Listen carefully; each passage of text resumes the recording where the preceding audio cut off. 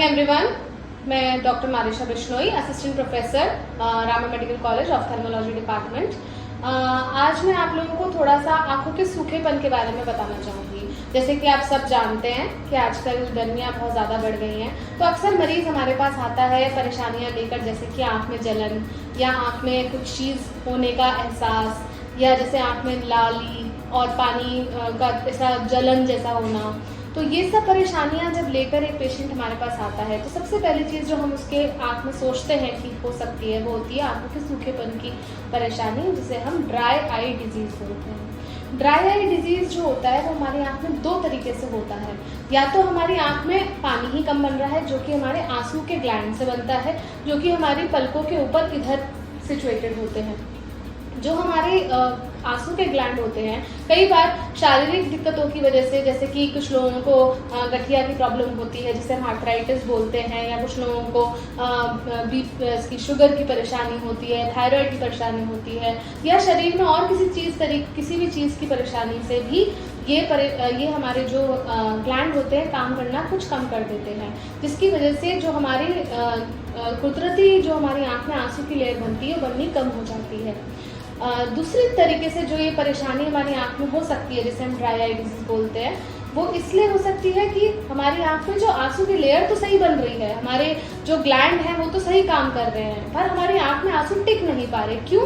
क्योंकि जो हमारी आँखों के आगे आंसू की लेयर होती है, वो लेयर के आगे एक तेल की लेयर होती है, बहुत महीन से तेल की लेयर होती है, और वो तेल बनाती है हमारी पलकों के अंदर रहने वाले छोटी छोटी नलियाँ।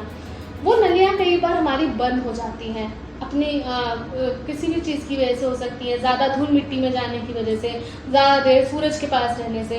खास करके औरतों में 40 साल 45 साल के बाद ये परेशानी ज़्यादा बनती है, और भी जैसे इंसान बूढ़ा होता जाता है ये काम करना कम कर देती हैं। तो क्या होता है कि जो ये बनती है आंसू की लेयर, ये हमारे जो आंसू होते हैं उसको उड़ने से रोकती है। बट अगर ये लेयर नहीं बन रही तो क्या होता है, जैसे हम तेज हवा में बैठे हैं, या हम एसी के सामने बैठे हैं, या हम स्कूटर चला के कहीं जा रहे हैं और हमने हेलमेट की शीट नहीं लगा रखी, तो ये उड़ जाती है। और ये उड़ जाती है तो हमारी आंख में हमें एक जलन, एक किसी चीज़ के होने का एहसास होने लगता है। तो अगर आप किसी भी इस तरीके की परेशानी से जूझ रहे हैं, तो आप तुरंत अपने सबसे नज़दीकी जो भी आपके आंखों के डॉक्टर हैं उनको दिखाएं। जो आंखों के डॉक्टर होंगे वो इसका पूरा जांच करेंगे और चेक करेंगे कि आपके शरीर में और कोई परेशानियां तो नहीं है, जैसे कि आर्थराइटिस की परेशानी तो नहीं है, डायबिटीज़, थायराइड, इस तरीके के इश्यूज तो नहीं है। क्योंकि अगर ऐसा कुछ होता है तो हम उसके लिए आपको अलग से ट्रीटमेंट कराएंगे। हम आपकी जांच करेंगे, जांच करने के बाद में आपको उसके हिसाब से जो भी उपलब्ध दवाइयाँ होंगी वो बताएंगे। कुछ तरीके मैं आपको बताना चाहूँगी इस वीडियो के ज़रिए। अगर आप इस तरीके की परेशानियों से जूझ रहे हैं तो आप ऐसा कर सकते हैं कि आप रात के टाइम या दिन में 2 से 3 बार अपनी आंखों को थोड़ा गर्म पानी से सेक सकते हैं। गर्म पानी से सेकना चाहें, या बेशक आप सिर्फ प्रेस के ऊपर ही रुमाल रख के गर्म करके और अपनी आंख को सेकना चाहें, सेक सकते हैं। सेकने के बाद में आप अपनी उंगली से पलकों को इस तरीके से दबाएं, नीचे की तरफ दबाएं इतना नहीं कि आपकी आंख पे जोर पड़े, बस सिर्फ इतना कि आपकी पलकों में जो नलियां हैं वो खुल जाए। एक बार ऐसे, फिर उसके बाद ऊपर की तरफ ऐसे।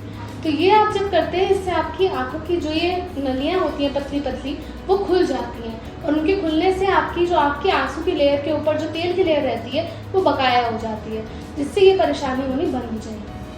बाकी खाने पीने में ध्यान रखें, गर्मी बहुत ज़्यादा है तो पानी से ज़्यादा पिएं, उससे भी सूखापन कम होता है। खास करके छोटे बच्चों में जो आजकल फ़ोन ज़्यादा करते हैं, मोबाइल ज़्यादा करते हैं, या यंग लोग जो कंप्यूटर पर पूरा दिन काम करते हैं, उन लोगों में भी ये इश्यूज ज़्यादा पाए जाते हैं। तो उन लोगों के लिए स्पेशली एक रिक्वेस्ट है कि अपना कंप्यूटर से थोड़ी देर अपनी नज़र दूर हटा के हर 20 मिनट के बाद 20 फुट दूर देखें 20 सेकेंड के लिए। इसे कहते हैं 20-20-20 रूल। इसको आप जितना अच्छे से फॉलो करेंगे उतना कम आपकी आंखों में चुभन जलन की परेशानी रहेगी। और कभी भी आपको ऐसा लगता है कि आंख में ज़्यादा लाली हो रही है, ज़्यादा परेशानी हो रही है, तो तुरंत अपने नज़दीकी नेत्र रोग विशेषज्ञ को दिखाएं। ये करने से आपकी आंखें स्वस्थ रहेंगी और आपका जीवन बहुत खुश रहेगा। Thank you so much.